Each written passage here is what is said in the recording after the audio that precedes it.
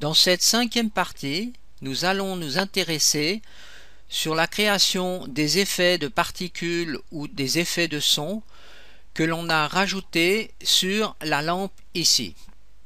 Alors je retourne donc dans l'Animset Editor et je m'intéresse donc à la partie animation, ici à la partie marche de la lampe.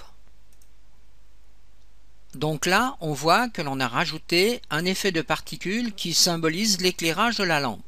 La première chose que l'on doit faire, c'est de rajouter un point d'attache au centre de la lampe. Alors j'ouvre le Socket Manager et ici vous voyez j'ai rajouté un socket, un point d'attache. Je l'ai appelé Light. On voit ici il est symbolisé par ces trois axes X, Y, Z. Dans la partie propriétés de l'éditeur, je vais sous Anim Séquence. Je développe ici l'Anim Séquence et là j'ai créé donc deux séquences en cliquant sur cette croix verte. Première séquence ici, c'est la séquence qui m'intéresse, c'est la première où là on va rajouter un effet de particules. Avec la variable time, on peut définir le moment où les particules seront actives. À cet endroit, vous pouvez donc mettre le nom des particules, ce que vous retrouvez ici dans ce rectangle. Alors maintenant, si je déplace la particule ici, donc le départ des particules, vous voyez que le temps change ici dans la variable time. Eh bien, dans mon cas, j'aimerais que les particules commencent à 0, au temps 0.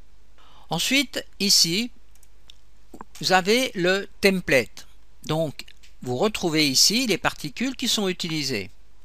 Donc là, on voit dans le browser le type de particules qui est utilisé. Donc, l'on met sur cette ligne-là. Ensuite, on fait attache, car on doit attacher justement ces particules à la lampe. Ensuite, on donne justement le nom, le socket name, à quel endroit on doit attacher. Souvenez-vous le nom qu'on avait donné qui était light. Alors, encore une chose, bien sûr, comment on peut obtenir ce PST template? Eh bien, quand vous avez créé ici une nouvelle notification, vous devez cliquer sur Create a New Object et là vous choisissez Anim Notify Particle Effect. Créons une nouvelle ligne de notification. Je clique sur cette croix verte. J'ai rajouté une ligne. Je développe cette ligne. Et ici, je vais sur cette croix bleue et j'appuie sur Create a New Object. Et je choisis Play Particle Effect. Ensuite, il me suffit simplement de remplir toutes ces lignes. Pour supprimer une ligne, il suffit de cliquer à cet endroit. Alors, développons la séquence suivante. Donc celle-ci, vous voyez, elle démarre à 0,15. Donc c'est le sound qui est ici. Le nom du commentaire est donné à cet endroit. Ensuite, je développe. Et cette fois-ci, eh bien, j'ai rajouté un son. Alors, Create New Object. Et je choisis Sound. Anim Notify Sound. Maintenant, je remplis les lignes. Alors, si je vais dans le browser, je vois que j'ai utilisé ici ce type de son. Donc là, on voit ici donc le son qui est utilisé. Si j'étudie maintenant l'animation pour le personnage lorsqu'il est mort, eh bien, je développe donc l'anime séquence. Je vois que j'ai trois lignes de notification. La première est un son que l'on retrouvera donc dans le browser. C'est celui-ci. Donc toujours dans le Kismet Game Asset. Donc ici aussi une chose, il doit suivre l'acteur. Donc vous devez cocher cette case pour que le son suive bien la lampe. La deuxième ligne ici donc est un effet de particules. Alors vous voyez, ça correspond à Blood. Donc c'est le moment où le sang est réparti sur le sol. Voilà l'effet de particules qui est utilisé. La troisième ligne ici est un événement qui va être transmis au Kismet. Donc c'est une information. Donc le notify name, ça sera mort. Donc on informera le Kismet que l'acteur est mort. Alors pour cela, vous devez ici créer un nouvel objet et vous devez faire un anim notify Kismet. Et la durée est en somme à la fin de l'animation qui correspond ici à mort. Pour la séquence d'animation mange, on a deux informations en somme, un son et une information d'événement, donc qui sera transmis au Kismet. Vous voyez ici, de nouveau, un anim notify Kismet avec mange comme information de sortie qui est ici, à cet endroit. Alors, vous voyez ici, j'ai rajouté une ombre au sol pour rendre un peu la scène beaucoup plus réaliste. Alors, comment peut-on faire ça? Eh bien, nous allons voir, c'est assez simple. Si je regarde ici donc en mode fil de fer, je vois ici que j'ai une static mesh qui a été reconvertie en un mover, donc en une static mesh dynamique. Si j'ouvre donc les propriétés, vous voyez, en faisant bouton droit, on peut aussi ouvrir propriétés. Eh bien, vous voyez que j'ai attaché ça au mobile pan. Donc, vous vous souvenez, le mobile pan, c'est cette icône. Ensuite, j'ai dit hard attach et ignore base rotation. Vous voyez aussi ici que cette static mesh dynamique a la physique d'interpolation. Ça veut dire qu'on peut déplacer cette static mesh. Alors faisons une recherche dans le browser. Alors bouton droit, recherche dans le browser, et voilà la static mesh qui est utilisée pour faire l'ombre portée au sol. Vous voyez, on voit ici l'ombre qui est créée au sol. Donc cette ombre n'a pas de collision. On peut retrouver le matériel qui a été utilisé ici. Voilà le type de matériel qui est utilisé pour créer cette ombre. Alors nous allons voir maintenant comment l'on peut créer des particules, mais d'une façon très basique. Je vais dans la partie Mi Mobile Package. Je vais sur cette zone, bouton droit, et je fais New Particule, System. Une fenêtre s'ouvre. Et là, je crée un groupe particules. Donc, je donne un nom groupe particules et un nouveau nom Mi First Particule. Je fais OK, ce qui me permet d'ouvrir l'éditeur de particules. Donc là, l'éditeur de particules s'ouvre et vous avez déjà un effet de particules qui est activé.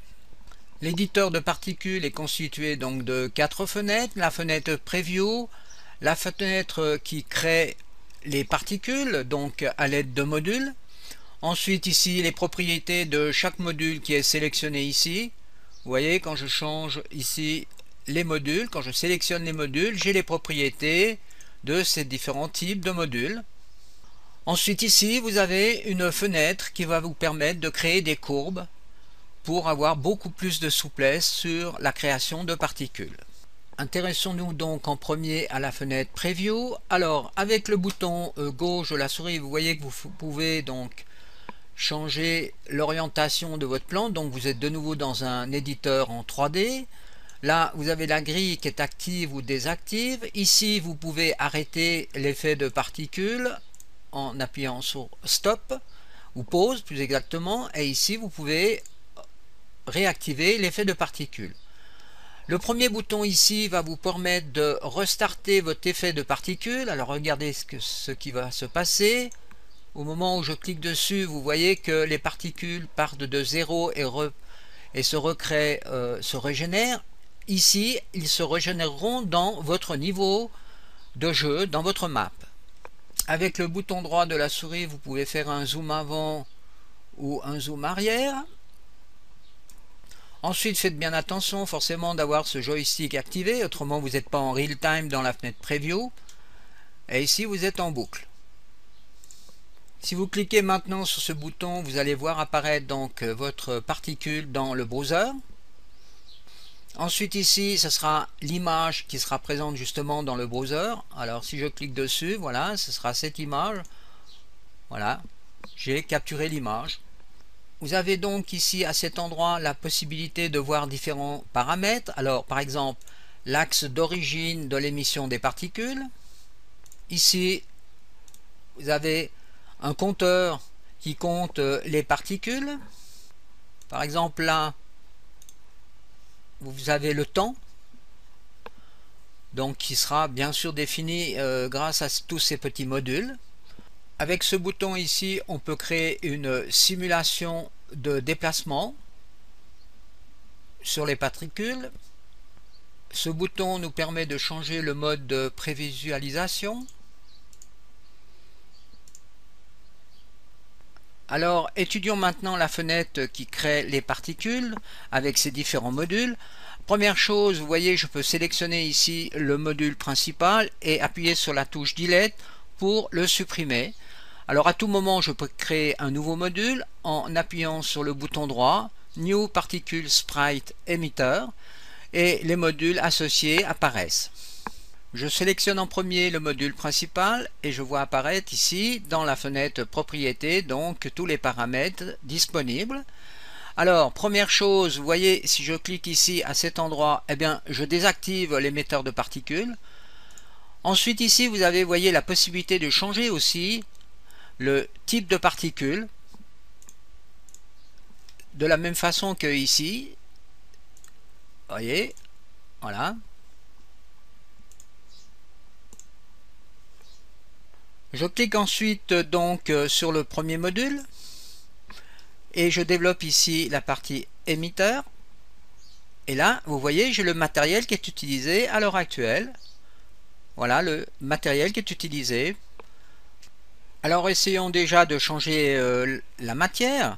Alors je vais dans mon paquet UDK Rennes, matériel, et je choisis ici par exemple ce type de matière, voilà, que j'attribue à cet endroit, et on en a déjà un effet de particules. Ensuite, j'essaye donc de désélectionner tous ces modules en cliquant à cet endroit.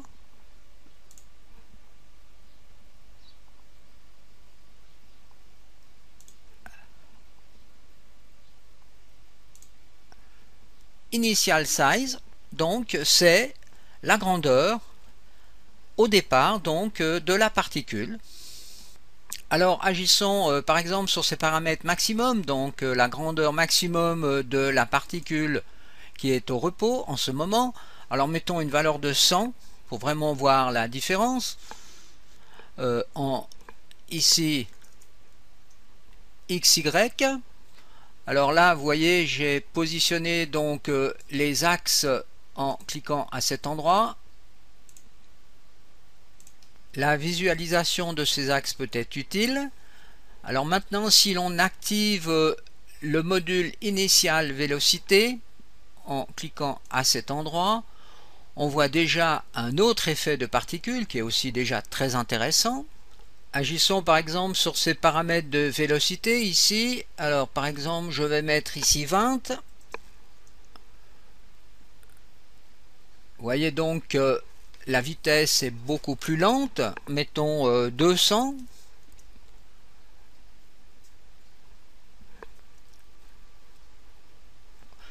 Vous pouvez donc essayer différentes valeurs pour avoir des effets complètement différents. Maintenant, intéressons-nous au module Lifetime, donc c'est la durée de vie des particules. Alors, vous voyez ici que les particules montent en permanence. Par contre, si j'active ce module et que je relance le système, vous voyez que la durée de vie est beaucoup plus courte. Alors une fois que le module ici est sélectionné, allons voir dans les propriétés, donc sur Lifetime Maximum, donc la distribution, ici je change la valeur et je mets 5. Et vous allez voir que la durée de vie est beaucoup plus grande. Voilà, les particules montent beaucoup plus haut dans le ciel. Regardons maintenant le module Span, ici, qui est en somme un module qui permet de définir le nombre de particules qui est émise. Alors si par exemple je mets, voyez ici 5, eh bien vous allez voir qu'il y a très peu de particules émises. 1, voilà, donc 50. On peut donc agir avec ce paramètre sur la quantité de particules créées. Ajoutons maintenant un module accélération, ce qui va nous permettre donc d'accélérer les particules suivant un axe X, Y ou Z, ou bien suivant deux axes. Pour cela, je clique en haut sur particules émetteurs, bouton droit, et je rajoute un module accélération qui vient s'ajouter en bas de la liste. J'ouvre les paramètres accélération, donc vous développez ici. Ensuite, le type de distribution que vous allez utiliser dans ce cas, ça va être de créer un nouvel objet avec une distribution de vecteurs constants.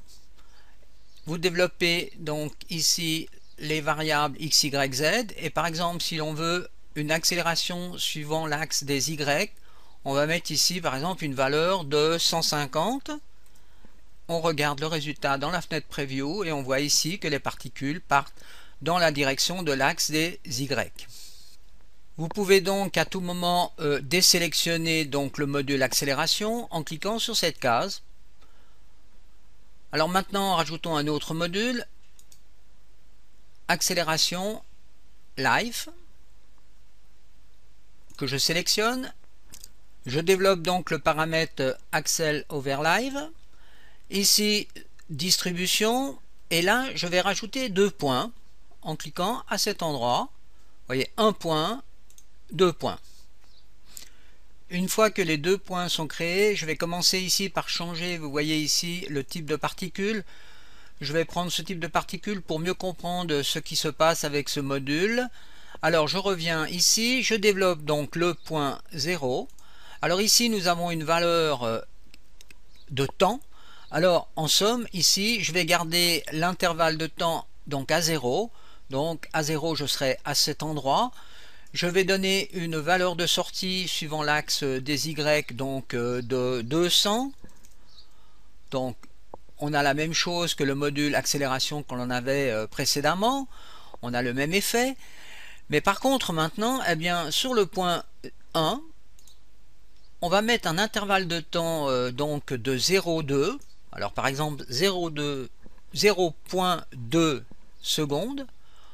On va donner une autre direction à nos particules en agissant ici par exemple en mettant moins 100. Alors vous voyez ce qui se passe. On a tendance à partir d'abord en 0 dans cette direction et ensuite après un intervalle de 0,2 on part dans l'autre direction.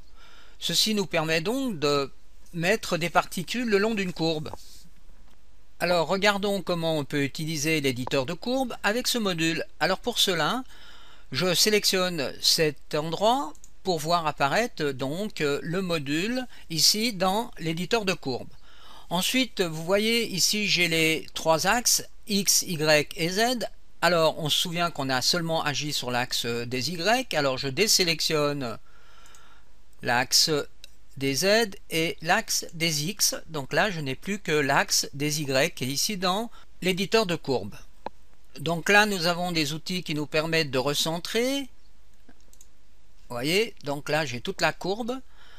Ensuite on peut aussi avec le bouton gauche de la souris, vous voyez, faire un pan dans la fenêtre, ce qui revient aussi à cliquer sur cette icône.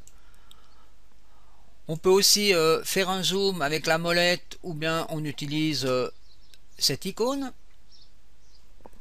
Pour sélectionner donc un de ces points, donc ici nous sommes au point 0, donc qui correspond à, vous voyez, ces valeurs qui sont là. Alors vous appuyez, vous voyez ici qu'au moment où je passe avec le curseur, j'ai exactement les mêmes valeurs que ici, 0, 200, 0. Et là, vous avez donc la valeur sur le point 1. Alors on peut aussi changer la valeur en appuyant donc sur la touche contrôle. et vous sélectionnez le point comme ceci. Vous pouvez faire bouton droit et changer ici par exemple la valeur et mettre 150. Vous sélectionnez donc le point par exemple qui se trouve ici en haut. Ensuite vous pouvez, voyez, changer la courbe. À ce moment-là, les tangentes apparaissent à chaque point. Ici, ce bouton vous permet de voir toutes les tangentes sur la courbe. Alors, ensuite, avec le bouton CTRL et la souris, vous voyez que vous pouvez changer donc la forme de la courbe. Vous pouvez aussi rajouter un point, par exemple, au milieu ici, en appuyant sur la touche CTRL. De nouveau, là, nous avons des tangentes qui nous permettent, vous voyez, de changer. Et on voit tout de suite le résultat dans la fenêtre Preview. Alors maintenant, pour voir donc ce troisième point, il va falloir rafraîchir ici donc ceci. Alors on rouvre. Si vous désirez par exemple supprimer ce point, deux possibilités: ou vous sélectionnez le point et vous faites Delete, ou bien vous allez ici à cet endroit, vous voyez c'est le point 1, donc vous pouvez le supprimer aussi ici. CTRL et voilà le nouveau point. Alors pour résumer donc l'éditeur de courbe, il faut bien comprendre que suivant cet axe vous avez une valeur. Par contre, suivant cet autre axe ici, vous avez la notion de temps. Donc ici vous êtes à 0,2 secondes. Il est aussi facile de déplacer un point dans l'éditeur de courbe, simplement en appuyant sur la touche CTRL, en sélectionnant le point que l'on veut déplacer, et vous voyez par exemple ici je me mets à 0,4 secondes.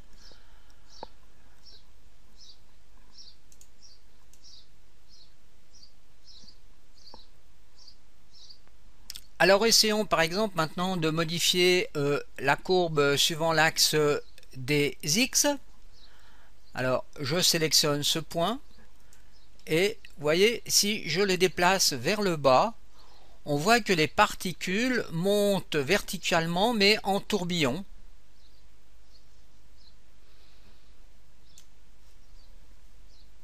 Alors changeons maintenant ici les particules, la forme des particules. Voilà, donc ceci c'est avec la texture que l'on a utilisée. Donc dans cette partie, vous vous souvenez ici, cette particule là.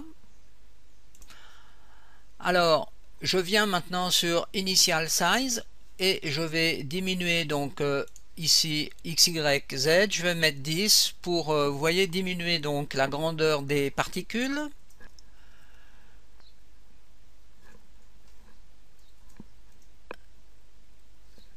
En utilisant donc une autre texture, on voit que l'on peut réaliser très simplement du feu. Là, j'ai utilisé donc cette texture ici. N'oubliez pas de temps en temps de sauver votre travail. Donc Edit, Save Package, Enregistrer. Alors nous pouvons aussi par exemple faire une duplication de l'émetteur de particules. Alors je le sélectionne, bouton droit, émetteur, duplicate émetteur. Et vous voyez là j'ai deux émetteurs de particules. Maintenant je vais changer la position par exemple du deuxième émetteur. Alors pour cela je vais rajouter un module, location, initial, localisation. Ensuite je prends le paramètre initial localisation et je mets ici des valeurs. Alors par exemple on va se mettre ici, on va mettre sur l'axe des X un peu plus loin, donc là je vais mettre par exemple 50 et puis ici aussi 50. Voilà, on voit que l'on a donc deux émetteurs de particules.